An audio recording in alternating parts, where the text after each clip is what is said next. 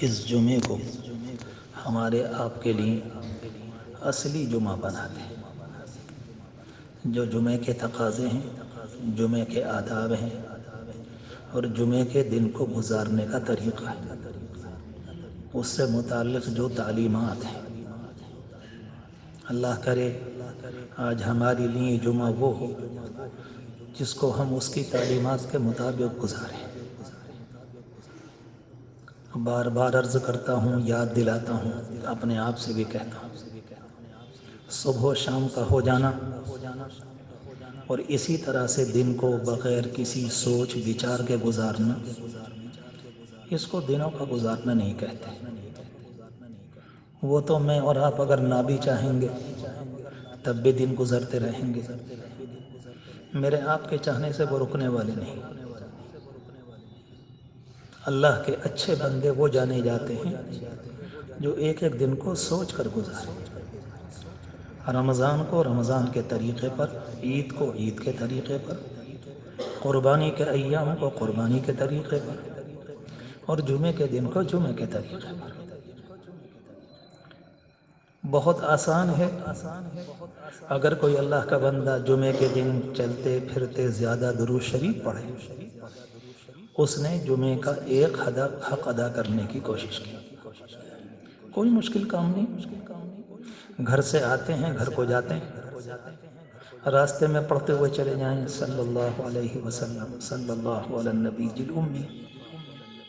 اللہ کے رسول کی محبت نصیب ہوں گی، گناہ بھی معاف ہوں گے، نیکیاں بھی ملیں گی اور اللہ کی رحمتیں بھی نازل ہوں گی۔ یہ بات ہمارے آپ کے درمیان بہت دفعہ آ چکی ہے۔ اس دنیا میں دین اسلام سب سے زیادہ آسان ہے۔ یوں تو زندگی گزارنے کے لوگوں نے بہت سے طریقے بنا رکھے، لیکن ان پر کوئی عمل نہیں کرتا، اور اگر کوئی عمل کرنا چاہے تو تب بھی نہ کر سکے۔ وہ اتنے مشکل ہیں، فطرت کے خلاف ہیں، انسانی مزاج کے خلاف ہیں کہ ان پر عمل ہو ہی نہیں سکتا۔ اور سمجھ میں آنے والی بات یہ ہے کہ وہ انسانوں کے بنائے ہوئے ہیں، اور یہ اللہ ہی بتائے گا کہ انسانوں کے لیے کون سی تعلیم، کون سا سبق بہتر ہوتا ہے، کیونکہ انسان کو رب العالمین نے پیدا فرمایا، تو کسی دوسرے کو ہمارے سارے مسائل کا کیا پتہ ہے؟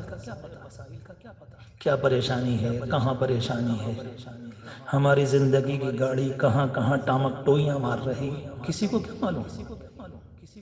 بہت ہوگا تو اپنے گھروں کا پتہ ہوگا، محلوں کا پتہ ہوگا، شہروں کا پتہ ہوگا، لیکن ساری دنیا کا ایک وقت میں کسی ایک کو سب کچھ پتہ ہو، اتنا ممکن ہے؟ یہ صرف اللہ کی ذات ہے کہ کائنات کا ذرہ ذرہ بھی اس سے پوشیدہ نہیں۔ لا يخفى علیہ، لا يخفى علیہ شیء، اس پر ذرہ برابر کوئی چیز پوشیدہ نہیں۔ قرآن مجید کے اندر یہ والی بات کئی جگہ فرمائی، اس لیے میں نے شروع میں عرض کیا کہ کوشش کیا کریں، میں اور آپ ارادہ کریں گے تو ہو جائے گا۔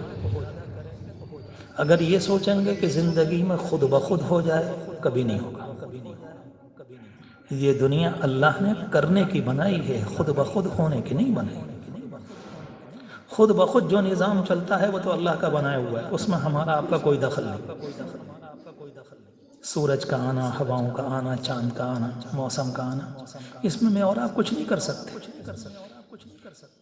لیکن میری اور آپ کی زندگی اس کو اچھا کرنے کے لیے کرنا پڑتا ہے۔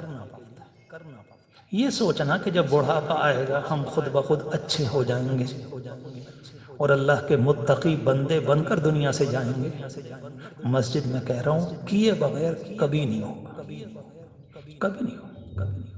وہ انسان غفلت میں ہے، دھوکے میں ہے اور گندی زندگی گزار رہا ہے جو یہ سوچے کہ جب بوڑھا ہوں گا تو اچھا ہوگا۔ اگر دین اتنا آسان تھا تو پھر صحابہ کرام کو قربانیاں دینے کی کیا ضرورت تھی؟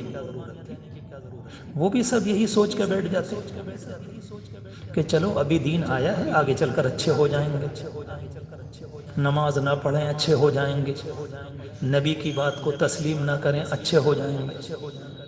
قرآن کو نہ لیں اچھے ہو جائیں گے؟ عجیب سی کہانی، اسے کون مانے گا؟